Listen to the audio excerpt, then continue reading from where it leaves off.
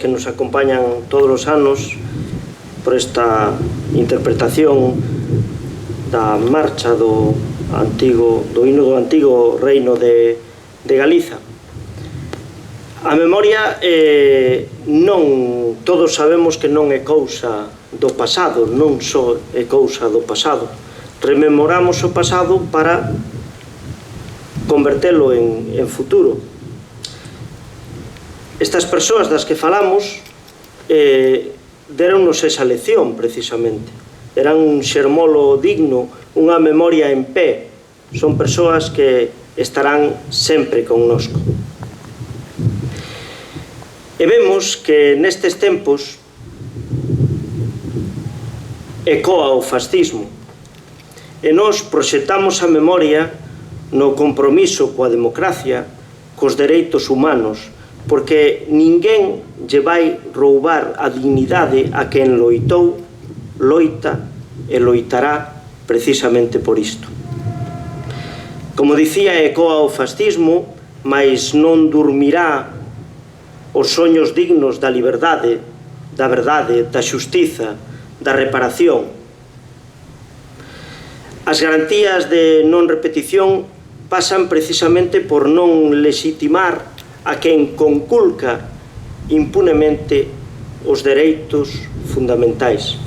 E precisamente pensando nisto, e antes de rematar o acto e pasar a escoitarmos o himno galego, simultaneamente facendo a ofrenda floral, desde a Iniciativa Galega pola Memoria preparamos un manifesto que quizás sexa máis acaído que nunca, como dicía, por todo o que estamos a vivir nestes tempos, a vivir dunha forma presente, a térmolo tan presente que nos rodea na rúa, nos medios de comunicación e ata nas institucións.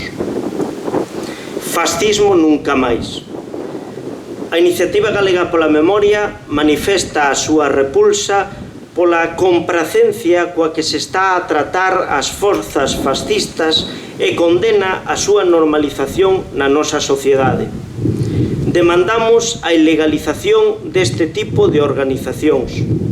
As leis vixentes contra o racismo, o machismo, a homofobia e outras formas de discriminación son burladas constantemente por estes grupos baixo a excusa da liberdade de expresión e doutros dereitos que precisamente eles pretenden conculcar. Amósanse como vítimas do autoritarismo, da retórica do políticamente correcto para defenderen un totalitarismo auténtico e efectivo.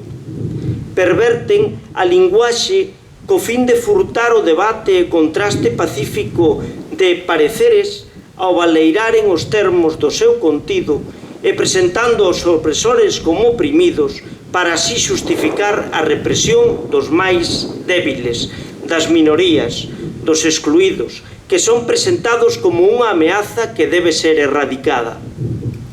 Os rebrotes que están a ter estas ideas e a súa entrada nas institucións de diferentes gobernos do Estado non son espontáneas nin casuais, senón que responden á sobrerepresentación que nos medios se lle deu a este tipo de voces e a súa equiparación coas demais opcións políticas, en función de intereses que van desde que nos apoia directamente por coincidir no seu programa até quen irresponsablemente os amosa para meter medo ou dividir o voto dos adversarios co fin de obter réditos electorais inmediatos. Porén, o fascismo non é unha ideoloxía, mas senón que representa a eliminación de toda outra ideoloxía e a supresión do pluralismo político. Todos os idearios, na súa aspiración ao seu triunfo, teñen desenvolto nalgúns casos prácticas censuráveis, pero ningún como o fascismo fai destas accións precisamente a súa bandeira e a súa meta. Non teñen outra proposta legislativa que a lei do máis forte, e por iso a súa estrategia de crispación busca a confrontación para provocar un clima de violencia que lexitime precisamente o uso da forza. Todas as alternativas políticas son lexítimas dentro do respeto aos dereitos humanos e a defensa da igualdade de todos os homes e mulleres que os fai titulares de tales dereitos sen ningún tipo de exclusión. Dentro dese marco, todo é discutible. Fora del, só queda o fascismo, fronte ao cal ninguén debe facer concesións e contra o cal todo o espectro ideolóxico debe comprometerse no seu combate. Hoxe, parabenizámonos que na Galiza a súa expresión partidaria, Vox, non teña presenza en ningunha institución, mas non debemos baixar a garda. Como organizacións memorialísticas que defendemos a verdade, a xustiza e as reparacións fronte ao que supuxo a concreción desta ideoloxía fascista no noso Estado a través do franquismo, queremos achegar a nosa contribución a esta loita desde o coñecemento profundo de que este tipo de ideario supón. Por iso, berramos: fascismo nunca máis.